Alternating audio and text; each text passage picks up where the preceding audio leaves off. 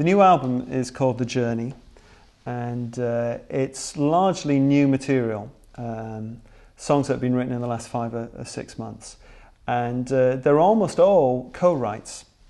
People will know that I write a lot with Keith Getty, but I've written with a number of other people as well, and I think that's brought different flavours and different styles and different approaches to the album, which has been really refreshing for me, and I hope it'll be refreshing in terms of the way that we approach songs and the way we do them in churches, because we've covered a whole load of themes, I think, in this album that we don't usually kind of cover. The album's been produced by Mark Edwards, who's produced the last few albums that I've done. He's an amazing arranger and producer and keyboard player. It's just fantastic to work with him. In terms of style, we have followed along the path of the folk style, which we kind of began to explore with the Creation Sings album, and gone further along that line. But a number of other influences, both influences of things that both Mark and I really love listening to, have come in on the album, and I think given it a kind of a distinctive flavour. So, there are people like Kate Rusby, who we listen to a lot, and love that sound, the more folk sound. But there's also, there's quite a lot of Tom Waits kind of influence in it, and Rufus Wainwright, and and different little tracks, and it's almost like we make little references to those in the songs sometimes. So there's an album a number of years ago, a fantastic album by Joni Mitchell called Both Sides Now, which is sort of like orchestral arrangements of her songs, and so there's one song that kind of explores that a little bit. There's one that sounds a little bit like, or is quite influenced by the whole Pogues thing of Fairy Tale of New York.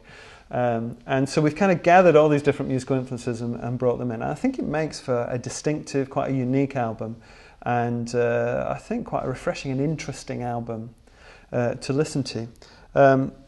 Thematically, as I say, we've covered a number of themes that we often don't cover or haven't been covered by many songs. I think part of my drive to write is to not write what has been written before, but to write on subjects and things and themes that we don't usually kind of sing about. And yet I think it's really important because they're part of our lives and they're part of the gospel.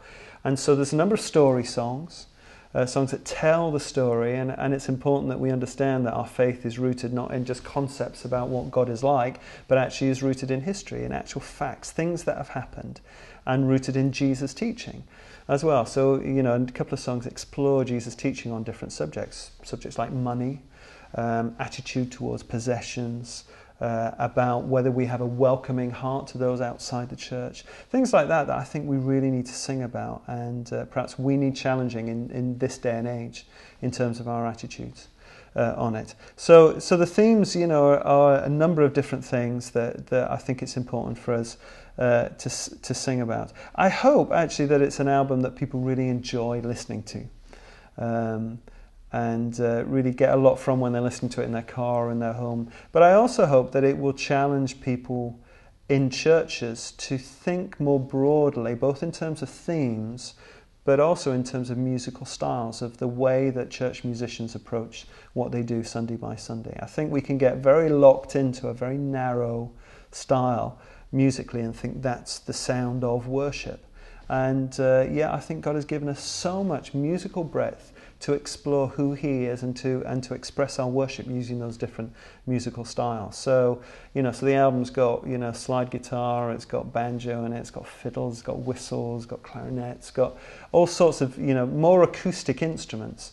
I'd like to see those instruments and flutes and things, those instruments being given their status back, rather than being assigned to the outside of the church, to somewhere else, or just to classical concerts or whatever, So there's not a lot of electric guitar on it. I'm sorry, electric guitarists, those who like that. But there's a lot of acoustic sounding instruments and stuff. And I'd love to see a kind of re-emergence of that we actually use a lot of the different skills that we have within our congregations that aren't necessarily rock orientated, but are more orientated along different musical styles. So I'm hoping that people really, really enjoy the album, and that it helps to breathe new life into the worship that happens week by week congregationally in our churches.